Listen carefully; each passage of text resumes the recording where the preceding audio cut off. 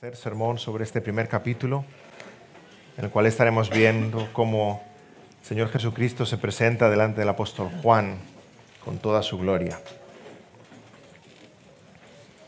Vamos a tener una palabra de oración al Señor. Señor, gracias porque queremos exaltar el nombre del Señor Jesucristo. Es nuestro lema, es nuestra oración, es nuestro cántico.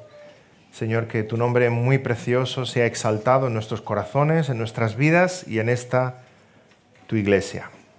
No tenemos mayor anhelo ni mayor deseo que este, Señor, y que este culto sea una ofrenda de olor grato delante de ti. Tú, porque tú eres nuestro Dios, Señor y Salvador. En nombre de Cristo Jesús. Amén.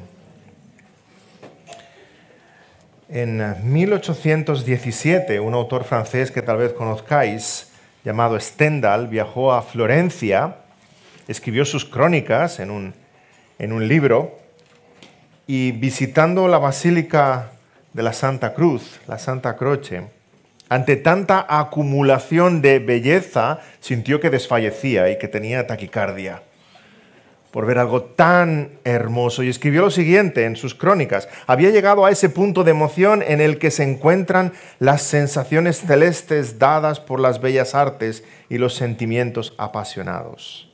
Saliendo de Santa Croce me latía el corazón, la vida estaba agotada en mí, andaba con miedo a caerme. Aquello se ha dado en llamar a lo largo de la historia el síndrome de Stendhal, que uno siente cuando tiene esa sensación de ver algo tan sublime, tan hermoso, y normalmente cuando ve muchas piezas artísticas una detrás de la otra, que siente como que desfallece. Hemos tenido tal vez esa sensación o parecida cuando hemos visto algo muy hermoso, ¿verdad? Una puesta de sol, un paisaje que decimos, me quedo sin palabras, me quedo sin aliento. Cuando vemos un cielo estrellado, una puesta de sol, tu novia vestida de blanco entrando en la iglesia. Todos hemos visto algo hermoso que te da esa sensación de decir, como dice aquí Stendhal, me falta el aliento y siento que me voy a caer al suelo. Vamos a ver en Apocalipsis 1 como el apóstol Juan tiene esa sensación elevada a la enésima potencia. El síndrome de Stendhal deberían cambiarle el nombre y ponerle el síndrome de Juan. Porque Juan va a ver lo más hermoso y sublime que tú y yo podamos alcanzar a ver en toda nuestra existencia. Ve la gloria del Señor Jesucristo. Y dice que cae al suelo como muerto. De tan hermoso como es, tanta majestad, tanta gloria, tanta belleza. Y el Señor Jesucristo delante del apóstol Juan hace ese despliegue de gloria y de poder y de majestad y de belleza con un propósito. Recordemos el propósito de Apocalipsis: alentar. Alentar a Juan, que está preso, alentar a las 7 iglesias, alentarnos a nosotros. Ese Jesús que ve Juan y que vamos a describir ahora es nuestro Señor Jesucristo, Rey, victorioso, por encima de toda adversidad, de todo dolor, de toda dificultad en el camino de la vida cristiana. Después de un largo prólogo en el que hemos meditado ya en estos sermones anteriores, en el que Juan presenta quién es el autor, es ese Dios trino, el autor de este libro, y también nos presenta quién es el receptor, a quién van dirigido, a las 7 iglesias. Ahora Juan se identifica con nosotros. Se identifica con nosotros en ese primer versículo, que parece como si el libro de Apocalipsis empezara aquí, ¿verdad? Yo, Juan, vuestro hermano y copartícipe vuestro en la tribulación, en el reino y en la paciencia de Jesucristo. Estaba en la isla llamada Patmos por causa de la palabra de Dios y el testimonio de Jesucristo. Y Juan no se presenta a sí mismo como apóstol, que podría haberlo hecho, como evangelista, como profeta. Juan se presenta aquí en esta carta a ti y a mí como vuestro hermano, copartícipe con vosotros. Estamos en el mismo camino, estamos viviendo la misma experiencia cristiana. La experiencia de Juan es la nuestra y la describe con estos 3 términos. En la tribulación. Tenía que poner el primero, ¿verdad? El primero de los 3. Tribulación, reino, paciencia. Pero el primero de ellos tenía que ser esto, en la tribulación. Juan, sufriendo, está hablando a una iglesia sufriente. en la tribulación. Es cierto que los cristianos en diferentes épocas, diferentes momentos, diferentes países, diferentes culturas se han encontrado con esta tribulación de diferente manera. No es la misma la nuestra que la de nuestros hermanos en Nigeria, ¿verdad? Allí matan pastores, queman iglesias. En Oriente Medio los crucifican. Nuestra tribulación es el desprecio de nuestros vecinos, familiares, de tu esposo, de tu esposa, de tus compañeros de trabajo. Nuestra vida no corre riesgo. Ahora la ha corrido en este país, pero ahora no. Pero esa tribulación, o como dice el apóstol Pedro, ese fuego de la prueba, viene a todos nosotros. Podemos pasar épocas de cierta paz y estabilidad, como Sadrach, Mesach y Abednego en Babilonia, pero pronto, adorar esta imagen, os seréis echados en el horno. Llega el fuego de la prueba a nuestras vidas como cristianos. Si leemos los evangelios, el término tribulación o aflicción está en todas partes. El griego thripsis y todas sus variantes, constantemente, es parte de la esencia de ser cristiano. Si eres cristiano, sufrirás tribulación. Si eres cristiano, sufrirás desprecio. El Señor Jesucristo dijo que nos envía como corderos en medio de lobos. No podía ser más gráfico. En medio de lobos. Nadie habla de la cristianofobia, ¿verdad? No sale en las noticias, porque estaría continuamente en todos los telediarios. Cristianos perseguidos, cristianos masacrados, cristianos asesinados continuamente, cada día, en todo el mundo. Pero no le interesa ni a nuestro gobierno ni a los medios de comunicación. Como Nerón, prefieren señalar cuando somos culpables, ¿verdad? Ellos han quemado Roma. Pero no la esencia del cristianismo, que es ser perseguidos. El mundo quiere quitarse los cristianos de encima. Estorbamos. Somos luz, quieren apagar la luz, porque aman las tinieblas. Jesús dijo, el mundo me aborrece y os van a aborrecer. No os extrañéis, pero yo he vencido al mundo. Tribulación está en todas partes en los evangelios. Juan 16, 33. En el mundo tendréis aflicción. Usa de nuevo ese término, pero confiad, yo he vencido al mundo. Seguimos los pasos del Señor Jesucristo y decimos junto al apóstol Pablo en Colosenses 1. Ahora me gozo en lo que padezco por vosotros y cumplo en mi carne lo que falta de las aflicciones de Cristo por su cuerpo, que es la iglesia. Cristo padeció, nosotros seguimos las pisadas de Cristo, nosotros padecemos. Exactamente igual. Por tanto, dice la palabra también en Romanos 5, nos gloriamos en las tribulaciones sabiendo que la tribulación produce paciencia. 2 Corintios 1, Dios de toda consolación, el cual nos consuela en todas nuestras tribulaciones. 1 Tesalonicenses 3:3, dice, así que hermanos, que nadie se inquiete por estas tribulaciones, porque vosotros mismos sabéis que para esto hemos sido puestos, para ser atribulados. Hechos 14:22. Y es necesario que a través de muchas tribulaciones entremos en el reino de Dios. 2 Timoteo 2:12. Si sufrimos, también reinaremos con Él. Seguimos a Cristo en su sufrimiento y en su gloria. No nos hemos de extrañar cuando venga la prueba a nuestra vida. Estamos en esta tierra para ser atribulados y seguir las pisadas del Señor Jesucristo. Y atravesando la aflicción de la vida cristiana, llegar a la gloria. Querido hermano, si no tienes aflicción, una de dos. O no eres un auténtico cristiano, o estás haciendo como Jonás y te escondes en la bodega del barco para que no me encuentren, para que no me pregunten, para que no me vean. Pero aún así Jonás no pudo esconderse, ¿verdad? Bajaron a la bodega y le preguntaron, ¿tú no eres hebreo? Apocalipsis 2:10 nos recuerda, sé fiel hasta la muerte y yo te daré la corona de la vida. Por eso leemos en Apocalipsis 7:14 que esa gran multitud ante el trono del Señor, dice, son los que han salido de la gran tribulación y han lavado sus ropas y la han emblanquecido en la sangre del Cordero. Sí, hermanos, tribulación es parte de nuestra vida como cristianos. Persecución, aflicción. Y puede resultar tentador pensar en tribulación como algo que ha de venir en el futuro. Pregúntale a tus hermanos en el norte de Corea si están pasando tribulación cuando son torturados por la causa de Cristo. Pregúntale a tus hermanos que en países musulmanes están siendo crucificados. Sí, eso no es del siglo I, lo están haciendo hoy, si están siendo atribulados.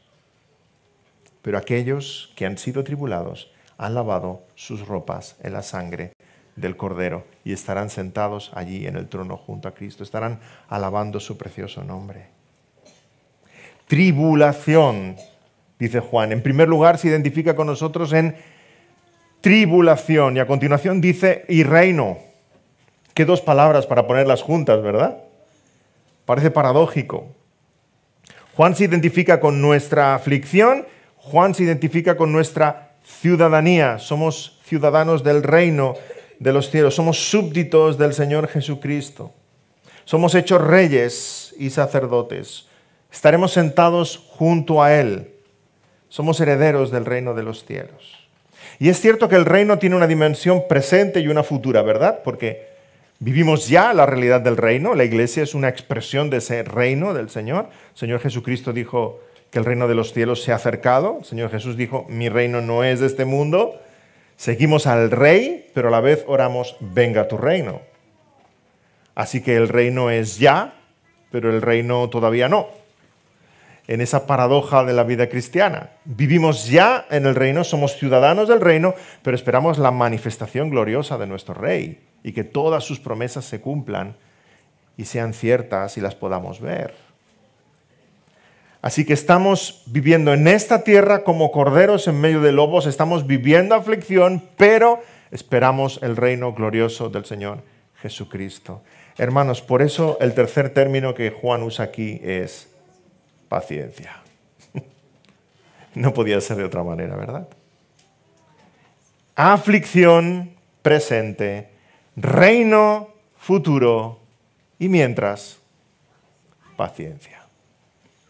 Paciencia no en el sentido de resignación. Bueno, aquí estamos, ¿qué le vamos a hacer? No. Paciencia en el sentido de esperanza, de expectación. Aguardemos, porque las promesas del Señor se van a cumplir todas. Dice un comentarista, Lenski, cuando la aflicción se establece, el reino produce paciencia.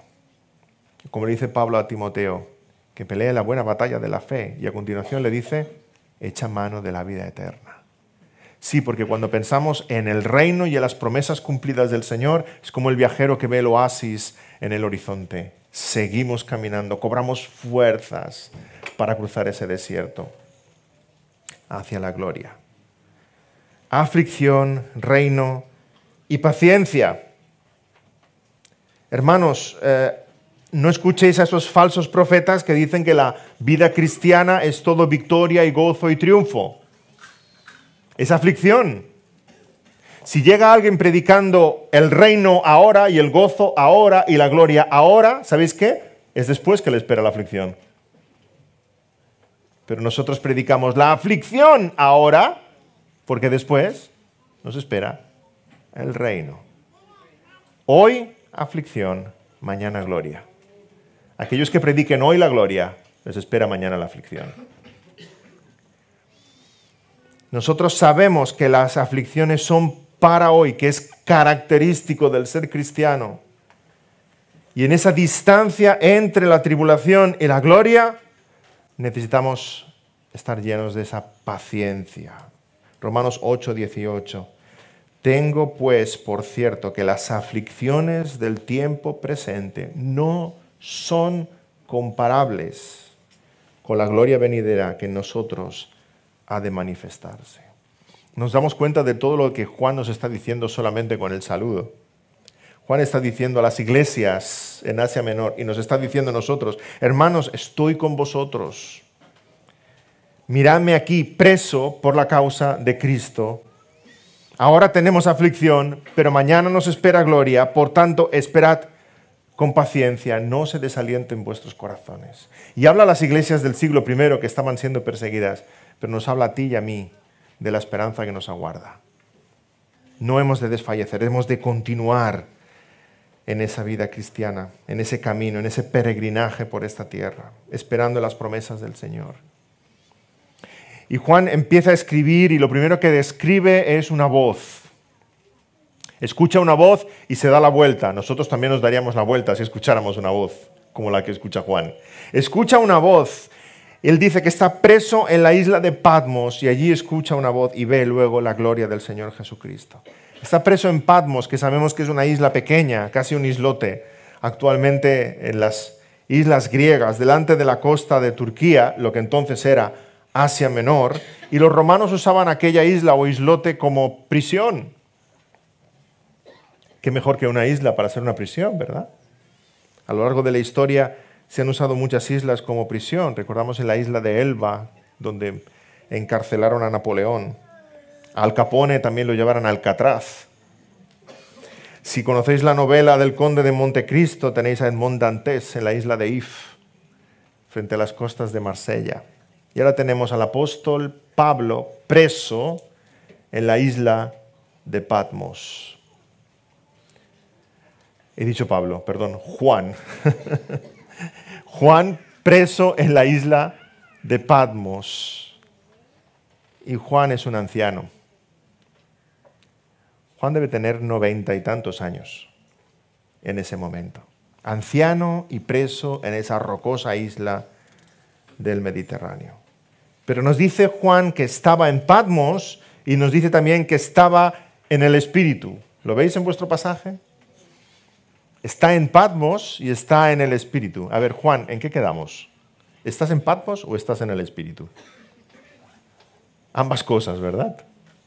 Está en Patmos y está en el Espíritu, porque, hermanos, se puede estar preso y gozoso en el Señor. Se puede estar pasando dificultad y guiado por el Señor. Se puede estar en tribulación y esperando en las promesas del Señor. Juan se describe a sí mismo como preso, estoy en Patmos, pero a la vez dice en el Espíritu, gozando de la presencia del Señor. Saboreando la gloria. Hermanos, pero si Esteban estaba siendo apedreado, y nos dice el pasaje en Hechos de los Apóstoles, que veía el cielo abierto. Sí, se puede estar, puedes, querido hermano, estar en enfermedad, en dificultad, en tribulación, en dolor, y aún así estar saboreando el cielo, porque tienes la compañía preciosa de nuestro Señor Jesucristo. Está en el Espíritu y dice que es el día del Señor, el domingo. Es la primera vez que se cita de esta manera el domingo, el día del Señor. Juan está separado de sus hermanos, pero está teniendo su culto. Está en comunión con el Señor. Desde el inicio los cristianos se han reunido en domingo. El domingo es nuestro sábado. El culto pasa del sábado al domingo. ¿Por qué? Señor Jesucristo resucita en domingo.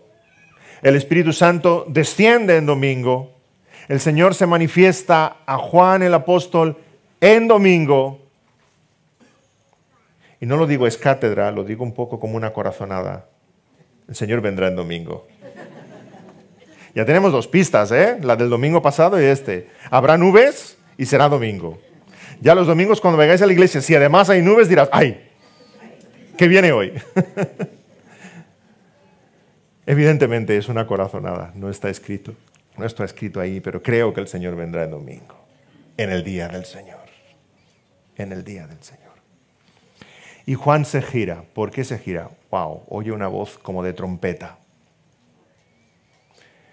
Fijémonos que cada vez que se describe la voz de Dios es indescriptible. No escucha una trompeta, es como de trompeta. Y más adelante dice, como de muchas aguas. Los profetas también escuchan la voz de Dios y dicen, como una muchedumbre. Es imposible describir esa voz. Solo intentan compararlo con algo. Como de trompeta, detrás de él, fuerte, abrumadora. En el versículo 15, más adelante, usa el lenguaje del profeta Ezequiel. Dice, como estruendo de muchas aguas. Ezequiel lo describe así. Es la voz del Todopoderoso. Si escucháramos esa voz, tú y yo también nos giraríamos de inmediato.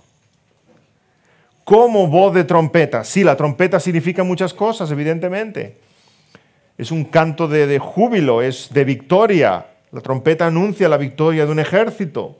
También se convocaba al pueblo a adorar al Señor en muchos salmos. Se le convocaba con el sonido de trompeta. Pero encontramos otro sonido precioso en el libro de Levítico. En la sabiduría del Señor, en las leyes del Levítico, el Señor puso una ley que se llamaba la ley del jubileo.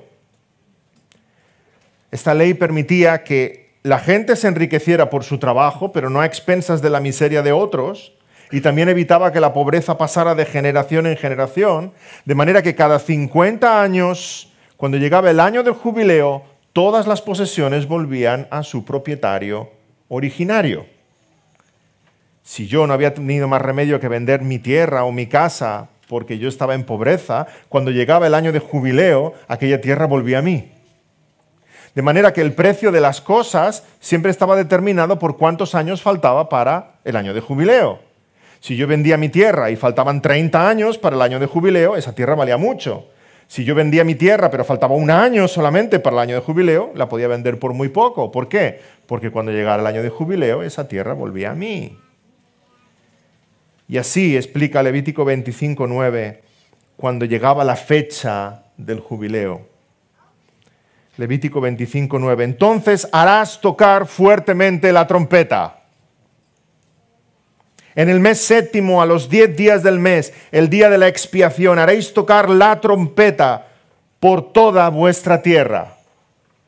Y santificaréis el año 50 y pregonaréis libertad en la tierra a todos sus moradores. Ese año os será de jubileo y volveréis cada uno a vuestra posesión y cada cual volverá a su familia. Porque, hermanos, había gente en situación de miseria que no solo había vendido su tierra o su casa, se habían vendido a ellos mismos como siervos. Y cuando llegaba el año de jubileo y sonaba la trompeta, volvían a su hogar. Y ahora llega aquí el Señor Jesucristo con voz de trompeta. Qué hermoso, ¿verdad? Y nosotros escuchamos esa voz de trompeta que está anunciando que somos libres. Que el que nos posee no es nuestro amo, que nuestro amo verdadero es Cristo Jesús. Y suena la voz de trompeta, esa voz de trompeta que escucha Juan el apóstol, y nosotros entendemos eso como un mensaje de libertad. Somos liberados, Cristo es nuestro jubileo. Volvemos a Dios, nuestro dueño, nuestro amo, nuestro creador, nuestro protector. El que dice: yo soy el alfa y la omega, el principio y el último. Escribe en un libro lo que ves y envíalo a las 7 iglesias que están en Asia: Éfeso, Esmirna, Pérgamo, Tiatira, Sardis, Filadelfia y la Odisea. Juan escucha esa voz como de trompeta y se gira para ver. Ahora sí ve. Todo Apocalipsis Juan está viendo. Y lo que Juan ve, lo escribe. Se gira para ver y contempla con sus ojos la gloria del Señor Jesucristo. Queda abrumado. Lo primero que ve son 7 candeleros de oro. Y en medio de los candeleros, uno semejante al Hijo del Hombre. Hace un par de domingos explicaba que es difícil entender Apocalipsis, entre otras cosas, porque es el último capítulo. Si nos hemos perdido alguno de la serie, no entendemos qué es lo que está pasando. Y Apocalipsis está continuamente usando el lenguaje de todos los demás libros de la Biblia. Y aquí está citando claramente al profeta Daniel. Esa expresión Hijo del Hombre es lenguaje del profeta Daniel. En Daniel 7 encontramos ese sueño que tiene Daniel, en el cual ve 4 bestias que representan los 4 grandes reinos de esta tierra: Babilonia, Persia, Grecia, Roma. Esas bestias perecen y el reino que es eterno y que permanece para siempre es entregado al Hijo del Hombre, nuestro Señor Jesús. Daniel 7:13 dice: miraba yo en la visión de noche y he aquí que con las nubes del cielo venía uno como hijo de hombre, que vino hasta el anciano de días.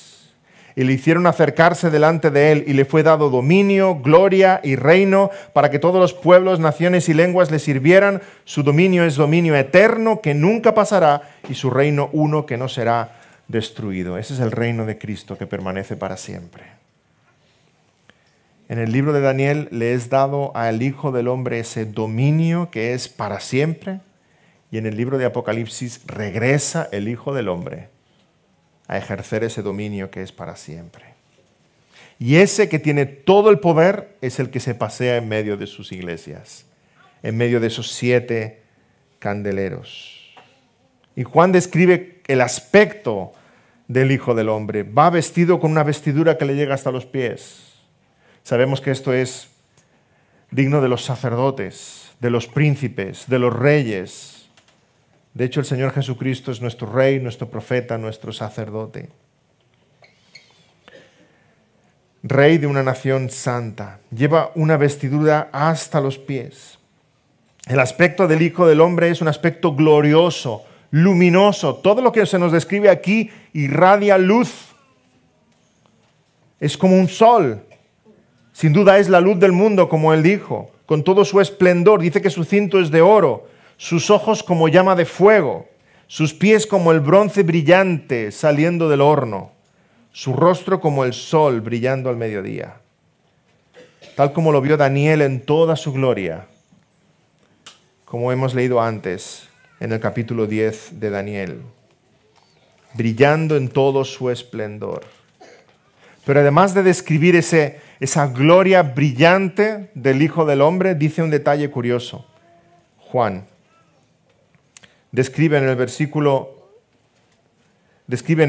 este pasaje que tenemos aquí, dice que además de vestir como un rey glorioso, y de alguna forma recordando a Daniel capítulo 7, este Hijo del Hombre que está describiendo Juan se parece a ese anciano de días que también describía Daniel. Ese Hijo del Hombre recibe todo el poder, toda la gloria, todo dominio de parte del anciano de días. Y Daniel 7 dice, cuyo vestido era blanco como la nieve y el pelo de su cabeza como lana limpia. En Daniel 7 vemos a Dios el Padre entregando el reino al Señor Jesucristo para que en el nombre de Jesucristo se doble toda rodilla. Y ahora en Apocalipsis, Juan está viendo al Hijo del Hombre, al mismo Hijo del Hombre que vio Daniel, pero a él lo describe ahora de una forma mucho más gloriosa, espléndida. Dice que su cabeza y sus cabellos eran blancos como blanca lana, como nieve, en el versículo 14. Por tanto, es el Hijo del Hombre el que está viniendo. Juan ve al Señor Jesucristo viniendo en toda su gloria y todo su esplendor, pero también ve su cabello blanco, porque Él también es el anciano de días, el que es digno de todo poder, de toda eternidad, de toda sabiduría, de toda santidad, de todo honor. Jesucristo mismo es Dios, el eterno, el inmutable, el creador de todas las cosas. Él mismo dice, yo soy el alfa y la omega, el primero y el último, el que ha existido desde siempre. Juan ve al Señor Jesucristo en toda esta gloria, en todo este esplendor. Y hay algo que nos llama también la atención. Versículo 16 dice que de su boca salía una espada de 2 filos. Hermanos, hemos de entender, y aquí hago un paréntesis en este punto, que todo esto es lenguaje simbólico. Cuando lleguemos al cielo no vamos a ver así al Señor Jesús. No sale una espada de su boca. Todo Apocalipsis es un lenguaje simbólico porque cada símbolo que vemos en la persona del Señor Jesús nos está transmitiendo algo de su poder, de su gloria, de sus atributos, de su majestad. Y está lleno, está cargado de significado el hecho de que Juan ve al Hijo del Hombre y de su boca sale una espada. Es una lengua que es una espada que es su lengua. Jesucristo no vino con ejército, ¿verdad? En Belén los ángeles no llevaban armas, dijeron paz, buena voluntad para con los hombres. El arma del Señor Jesucristo era su lengua, su boca, su voz, su palabra. Con su lengua hablaba sabiduría y juicio. En su lengua había todo su poder y toda su valentía. Con su voz el Señor Jesucristo calmó la tormenta. Con su voz el Señor Jesucristo dejó mudo a Pilato, que no sabía qué responder. Con su voz expulsó demonios, con su voz sanó al enfermo, con su voz levantó a Lázaro, con su voz perdonó pecados, Con su voz, hoy el Señor Jesucristo sigue transformando corazones. Con su voz llega a lo más profundo de nuestro ser. La voz, la lengua del Señor Jesucristo es su arma, es su espada. Y una espada de 2 filos que corta como ninguna otra. Hebreos 4:12 dice, porque la palabra de Dios es viva y eficaz y más cortante que toda espada de 2 filos y penetra hasta partir el alma y el espíritu y las coyunturas y los tuétanos y discierne los pensamientos y las intenciones del corazón. La palabra del Señor es esa espada. Efesios también la compara con una espada, la espada del Espíritu, que es la palabra de Dios. Esta es nuestra espada, porque es su voz, poderosa. Una espada de 2 filos. De 2 filos quiere decir que corta por los 2 lados. Y Apocalipsis está lleno de este lenguaje simbólico, y esta espada de 2 filos expresa de una forma gráfica lo muy poderosa que es la palabra de Dios. Con ella creó todas las cosas y con ella destruirá a todos sus enemigos. Con su voz Dios creó en el principio todas las cosas, con su voz Dios al final destruirá a todos sus enemigos. Es una espada de 2 filos, corta por los 2 lados. Corta para bendecir y corta para destruir. La palabra de Dios trae bendiciones para el que se humilla delante de Él. Como el bisturí de un cirujano, la palabra de Dios penetra en tu corazón y corta lo que Dios quiere extirpar de tu vida. Pero la misma palabra de Dios trae maldiciones para el que continúa impenitente. Y el día final Dios destruirá a sus enemigos con el espíritu de su boca. Delante de tanta gloria, Juan cae al suelo. Juan había visto algo de esa gloria, ¿recordáis? Como 60 años atrás, en la transfiguración. Había visto algo de esa gloria y queda maravillado. Pero ahora está viendo mucho más del Cristo resucitado y glorificado. Y es tanta la majestad de ese Hijo del Hombre que viene refulgente, brillante, glorioso, como rey, que Daniel queda sin fuerzas y cae, rostro en tierra, adorando al Señor. Cae como muerto a sus pies.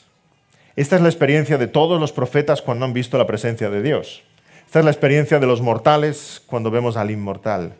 Caemos a sus pies. Daniel también cayó como muerto, y al igual que Juan. Saulo vio el brillo de la gloria de Cristo y cayó al suelo y quedó ciego 3 días.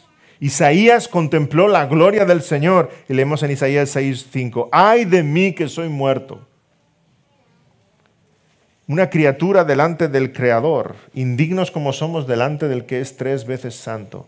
Caemos a sus pies delante de tanta santidad, de tanta majestad. Sentimos nuestra indignidad y sentimos su poder inmenso. Cae a sus pies en adoración, llenos de reverencia, llenos de temor. Cuando leemos estas experiencias de hombres de Dios que ven la gloria del Señor, hermanos, y yo oigo algunas cosas que hay ahí fuera hoy día, de gente que dice que ha hablado con Jesús y que ha visto a Dios cara a cara, no sé si reír o llorar, porque la experiencia auténtica es esta que estamos leyendo aquí, de Juan, de Daniel, de Isaías, de Ezequiel, de Moisés. Caen rendidos a sus pies. Pero hay gente que alegremente dice, yo he hablado con Jesús, el Señor me ha dicho, y que caen al suelo, pero de otra manera, haciendo payasadas, ridiculizando el cristianismo. Es vergonzoso. A esos les diría que cuidado porque el que juega con fuego se quema. A ver si queriendo caer en tierra algún día caerán, pero como Ananías y Zafira.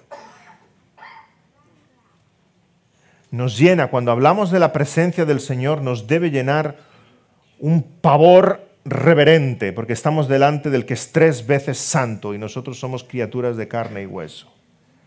Caemos sobre nuestro rostro adorando. El verdadero cristiano cae hacia adelante, postrado en tierra, el mentiroso cae hacia atrás. Cuando querían prender a Jesús en el huerto de Getsemaní y le preguntan, que buscan a Jesús Nazareno, y Jesús dice, yo soy, caen atrás, caen de espaldas. Los enemigos de Cristo caen de espaldas, los amigos de Jesús caen hacia adelante, su rostro en tierra adorando. El falso cristiano dice que Dios le toca para que caiga y cuando está en el suelo se levanta con sus fuerzas. El verdadero cristiano, cuando ve la gloria del Señor, se postra delante de Él y es el Señor que le toca para levantarle con sus fuerzas. Y esta es la experiencia de Juan aquí. Dice que cae como muerto, pero el Señor en su bondad, en su misericordia, en su gracia se acerca y le toca. Le dice, Juan, no temas. Levántate.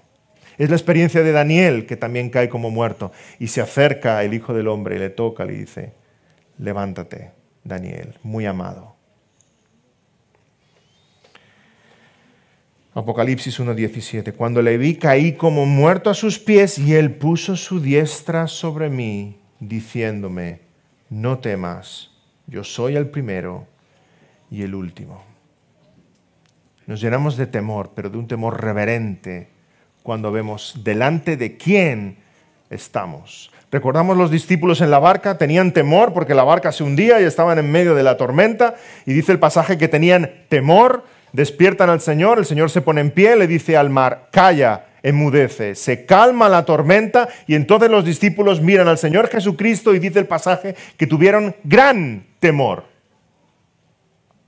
La tormenta les dio temor, pero entender que estaban dentro de la barca con alguien que hace callar la tormenta les llenó de gran temor. Estaban delante del Hijo del Hombre, el Dios vivo hecho carne entre nosotros. Juan cayó como muerto, pero aquel que sí estuvo muerto le levantó. Y dice que es el que vive y estuvo muerto y ahora vive por los siglos de los siglos y tiene las llaves de la muerte y del Hades. Cristo Jesús ha vencido a la muerte y tiene en sus manos las llaves de la muerte. Pero no para abrir y cerrar la puerta, porque Él la ha abierto para nosotros, para que podamos salir. La muerte se ha quedado desarmada y avergonzada. Cristo abrió la puerta. Leo esta expresión y no puedo dejar de acordarme de Sansón. Sansón baja a Gaza, territorio enemigo, entra en la ciudad y cuando se enteran los filisteos, ¿qué hacen? Cierran la puerta de la ciudad y dicen, ahora está Sansón dentro, ahora es nuestro. Por la mañana lo matamos cuando quiera salir. ¿Y qué hace Sansón? Se despierta a medianoche cuando nadie lo espera y ni corto ni perezoso, Sansón no necesita llaves, ¿verdad? Agarra la puerta de Gaza, dice, la puerta con sus columnas, agarra la puerta y se la lleva. Y la deja arriba en un alto monte. Y cuando se despiertan los filisteos por la mañana, qué vergüenza, su ciudad fortificada, sin puerta, para que pueda entrar y salir todo el mundo. Eso es lo que hizo Cristo Jesús. Bajó hasta el mismísimo vientre de la muerte, como Jonás en el vientre del pez, pero la muerte no lo pudo retener. Arrancó las puertas de la muerte. Y ahora nosotros podemos salir. La muerte ha quedado desprotegida y avergonzada. Y podemos decir junto al apóstol, ¿dónde está, oh muerte, tu aguijón? ¿Dónde, oh sepulcro, tu victoria? Hermanos, el Señor nos trae todo este mensaje de Apocalipsis a nosotros para que nos maravillemos en su gloria, en su poder y en su majestad y para reconfortar nuestros corazones. Para que en medio de la aflicción y de las dificultades de la vida cristiana tengamos paz, serenidad, paciencia y certeza de que Él ha vencido y nosotros con Él vencemos. Apocalipsis está lleno de símbolos, lleno de misterios. Pero llegando al versículo 19 y versículo 20, nos dice que Él nos revela estos misterios. Versículo 19, escribe las cosas que has visto y las que son y las que han de ser después de estas. El misterio de las 7 estrellas que has visto en mi diestra y de los 7 candeleros de oro, las 7 estrellas son los ángeles de las 7 iglesias, y los 7 candeleros que has visto son las 7 iglesias. Normalmente cuando pensamos en misterio, pensamos en algo que es oculto, algo que no podemos desvelar, no podemos entender. Esto es un misterio. Esa es la forma en que usamos la palabra normalmente en castellano, ¿verdad? En el griego, mysterion quiere decir otra cosa. Un misterio es algo que nos era oculto, pero nos ha sido entregado, nos ha sido revelado. Por eso aquí el versículo 19 y 20 dice que el misterio, escríbelo Juan, estoy explicando cuál es este misterio, es para nuestro bien, para nuestro aliento. Y el misterio es el significado de las 7 lámparas y de las 7 estrellas. Jesucristo se aparece glorioso, brillante, refulgente. Hemos visto su aspecto, como brilla, como el bronce incandescente, sus ojos brillan como llamas, su rostro brilla como el sol. Y la expresión de lo que Jesucristo es, también somos nosotros. Él dijo, yo soy la luz del mundo, y luego nos dijo, vosotros sois la luz del mundo. Hemos de reflejar esa misma luz. Él como un sol, nosotros como la luna, que reflejamos su brillo. Pero hemos de reflejar la luz de Cristo. Y el misterio que nos desvela aquí es el significado de las 7 estrellas y de esos 7 candeleros. El Señor camina entre los 7 candeleros y tiene en su mano derecha 7 estrellas. Y dice el versículo 20, las 7 estrellas son los ángeles de las 7 iglesias y los 7 candeleros que has visto son las 7 iglesias. No nos confundamos, Juan no está viendo un candelabro de 7 brazos, ¿verdad? Como había en el templo. Está viendo 7 candeleros. 7, y ya vimos todo el significado simbólico que tenía este número. Está hablando a 7 iglesias de aquel tiempo, pero de algún modo está hablando a todas las iglesias de todos los tiempos. No tenemos problema en entender lo que son los 7 candeleros, nos lo dice claro, son las 7 iglesias. Esas que hemos citado antes, ¿verdad? Éfeso, Pérgamo, la Odisea, etc. 7 iglesias que están en Asia Menor. Está hablando aquellas 7 iglesias, 7 candeleros, 7 luces. ¿Pero qué son esas 7 estrellas? De nuevo, al versículo 20. Las 7 estrellas son los ángeles de las 7 iglesias. Esto es más complicado de entender. Las 7 estrellas en la mano del Señor son los 7 ángeles de las 7 iglesias. Ay, ya me he perdido. Os he de confesar que es la parte del sermón en la que dediqué más horas a estudiar. ¿Qué son estos 7 ángeles? Bueno, os voy a dar algunas interpretaciones y luego os doy la buena, ¿vale? La buena siempre, en mi humilde opinión, porque estamos delante de Apocalipsis. Y esto está tan lleno de simbolismo. ¿Quiénes son los 7 ángeles? Porque si leemos las cartas, y vamos a estar meditando en las 7 cartas en los próximos domingos, la carta va dirigida al ángel de la iglesia. ¿Quién es el ángel? Primera posible interpretación. El ángel es el mensajero, el cartero que lleva la carta a la iglesia. Bueno, la primera pregunta que nos hacemos es ¿por qué hace falta 7 carteros? Un cartero podía hacer la ruta y entregando la copia, ¿verdad? Y luego lo más extraño es que la carta nunca va dirigida al cartero. A ver, si yo le escribo una carta de amor a mi esposa, no quiero que la lea el cartero. De hecho, no le dices al cartero, mire, es para mi esposa, pero vaya leyéndola usted por el camino. Todo lo contrario, ¿verdad? Así que este ángel no puede ser el mensajero, es extraño. Otros entienden ángel como si cada iglesia tuviera un ángel protector, un ángel de la guarda. Bueno, si el Señor quiere poner un ángel protegiendo a cada iglesia, está bien. Si así fuera, le pediremos más de uno, ¿verdad? Pero al fin y al cabo, ángel también resulta una interpretación extraña. ¿Por qué? Porque iremos meditando en las 7 cartas y veremos que el Señor tiene palabras de halago y palabras de reproche. ¿Y el Señor reprocha a sus santos ángeles? ¿Es que no le sirven bien? Es extraño. No puede ser un ángel, tal como entendemos el término, que está protegiendo o velando por el bien de cada iglesia. La tercera postura es la más común, la más extendida, la encontraréis en muchos lugares y muchos autores y muchos comentaristas que apreciamos mucho. Y es entender que el ángel de cada iglesia se refiere al pastor de cada iglesia. Bueno, lo primero que hemos de decir es que es verdad que algunos pastores parecemos ángeles. Pero tampoco es esa interpretación. Lo siento. Esa también es una lectura un poco extraña. ¿Por qué? Primero, porque el Nuevo Testamento nunca habla de pastor en singular. Nunca.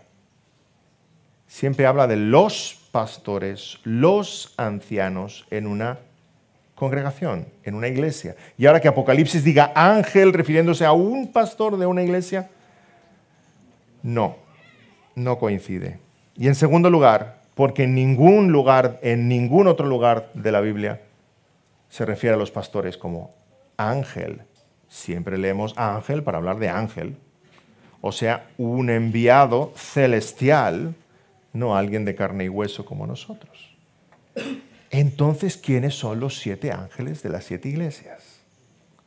Bueno, ¿qué os parece si dejamos el sermón aquí? Continuamos el domingo. Al leer las cartas empezamos a ver un poco algo. Leemos las cartas y vemos lo siguiente. Las cartas van dirigidas al ángel de las 7 iglesias, pero las cartas van dirigidas a las iglesias.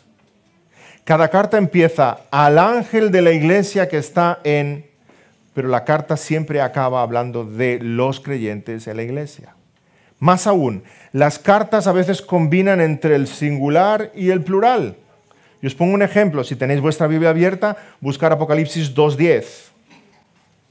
Estamos en la carta a Esmirna y fijémonos cómo cambia del singular al plural.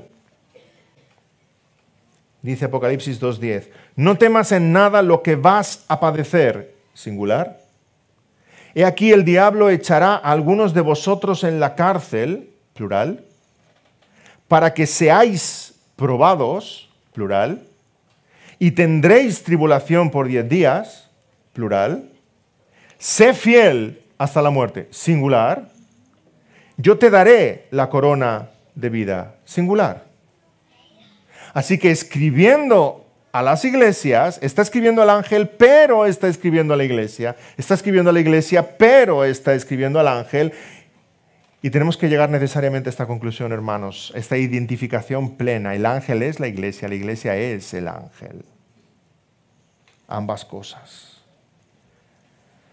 Recordemos el término en su sentido original. Nos confunde un poco que tomemos palabras del griego. Iglesia significa congregación, los creyentes.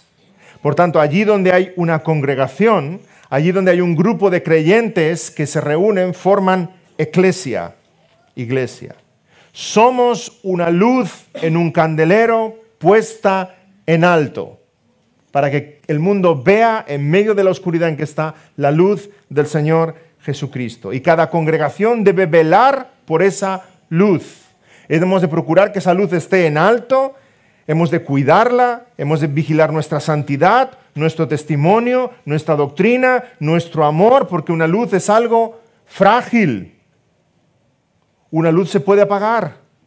Una luz es algo delicado. Hemos de tener en alta estima esa luz, esa llama del Evangelio, y cada iglesia y nosotros como iglesia somos esa lámpara puesta en alto. No tenemos luz propia, Dios la ha encendido. Una lámpara es encendida, no se enciende sola. Dios la ha encendido, pero una vez encendida hemos de velar para que el mundo vea la luz de Cristo. Hemos de proteger esa luz, hemos de hacer crecer esa llama, sabiendo, repito, que una llama es frágil. Y ahí estamos nosotros, como Iglesia Evangélica de la Gracia. Hagamos brillar la luz de Cristo en lo alto de un pedestal para que el mundo pueda ver que Él es la luz del mundo. Seamos luz para que el mundo vea que Él es la luz del mundo en medio de las tinieblas. Pero por otro lado tenemos el griego ángel, ángelos, que significa enviado. Sí, somos enviados. Somos ángeles, porque el Señor nos envió. Cristo dijo, toda autoridad me es dada en los cielos y en la tierra, por tanto, id. Id por todo el mundo y predicad el Evangelio a toda criatura. Cada iglesia es un ángel, porque ha sido enviada por Dios, pero enviada con su poder, porque Él tiene toda potestad, Él es triunfador, Él es victorioso. Así que por un lado somos enviados por aquel que es poderoso, victorioso, y nos envía una misión la cual vamos a cumplir gracias a su fuerza y a su poder, pero por otro lado somos congregaciones que hemos de velar por esa llama frágil, delicada, y hemos de ser testimonio. Por un lado somos luces puestas en un pedestal, por otro lado somos estrellas en su mano derecha. Somos enviados con poder. Y aquí vemos esas dos realidades de la iglesia local, hermanos. En esos dos términos, el ángel y la iglesia, la llama y las estrellas, dos realidades para cada uno de nosotros que se entremezclan. Nosotros como iglesia estamos aquí también expresados, reflejados en esas cartas a las 7 iglesias. Cuando veamos cada una de las palabras del Señor a cada una de estas 7 iglesias y nos identifiquemos con ellas, vamos a ver cómo nos está hablando a nosotros, el ángel y la iglesia, el enviado y la congregación, dos aspectos de una misma realidad. Nosotros debemos velar por nuestra vida como iglesia, debemos velar por el amor, debemos velar por la doctrina, debemos velar por la santidad, tenemos que esforzarnos en la vida cristiana. Somos como esa luz frágil que queremos que no se apague y que siga brillando, pero a la vez no está en nuestras manos. El poder viene de Dios, que tiene esas 7 estrellas en su mano derecha que brillan como soles que nunca se apagan. Hemos de velar, pero confiamos en su poder. Si seguimos brillando, es porque Él nos tiene en su mano poderosa. Y esas estrellas nunca se apagan. Cristo es el que nos hace brillar, porque en su mano tiene todo el poder. Y mientras Jesucristo se mueve entre los candeleros que alumbran con una llama frágil, y a veces nos sentimos tan frágiles como un pábilo que humea, y oramos, Señor, no apagues esa llama entre nosotros. Queremos que la luz de Cristo siga brillando entre nosotros. Por otro lado, en su diestra somos soles encendidos que no se van a apagar nunca. Brillamos con el poder del Señor Jesucristo. Brillemos y sigamos brillando, hermanos. Brillemos no solo porque Jesús está entre nosotros y ha prometido estar entre nosotros. Brillemos porque sabemos que nosotros estamos en la palma de su mano y Él nos sostiene con su poder. Amén, oremos. Señor, que estas palabras en Apocalipsis sean de ánimo, de aliento, de estímulo para cada uno de nosotros. Que este glorioso Jesús que vio Juan lo tengamos muy presente en nuestros corazones. Señor, tú eres rey, tú eres profeta, tú eres sacerdote, tú eres victorioso sobre todos tus enemigos. Incluso la muerte, Señor, sucumbió a tus pies. Tú has vencido a la muerte y tienes las llaves del Hades en tus manos. Y ese Jesús inmensamente victorioso es el que está entre nosotros. Señor, haz brillar esa llama del testimonio en tu iglesia, en esta iglesia. Que no se apague nunca, Señor, que la pongamos bien en alto. Pero a la vez, Señor, en medio de las aflicciones, en medio de los enemigos, en medio de las presiones, en medio de la persecución y la aflicción, Señor, haznos confiar en que ese Jesús glorioso tiene esas 7 estrellas en su mano. 7 estrellas que nunca se apagan. Porque hemos sido enviados por ti, Señor. Hemos sido enviados con tu poder, con tu majestad. Y nuestra misión se va a cumplir porque en ti tenemos puesta toda nuestra confianza. Ayúdanos en la vida cristiana, Señor, a esforzarnos, pero a la vez ayúdanos en la vida cristiana a mirarte a ti, porque tú eres el Todopoderoso. Ayúdanos, Señor, a brillar, pero a la vez, Señor, ayúdanos a confiar en ti, porque tú eres el que nos hace brillar. Señor, ayúdanos a buscar la santidad, pero a la vez ayúdanos a confiar en ti, porque tú nos haces santos. Señor, que nuestros corazones descansen en medio de la aflicción, descansen en el Todopoderoso, en ese Jesús glorioso que tú nos presentas aquí. Y que un día, como Juan, podamos ver tu rostro. En el nombre del Señor Jesús te lo pedimos. Amén.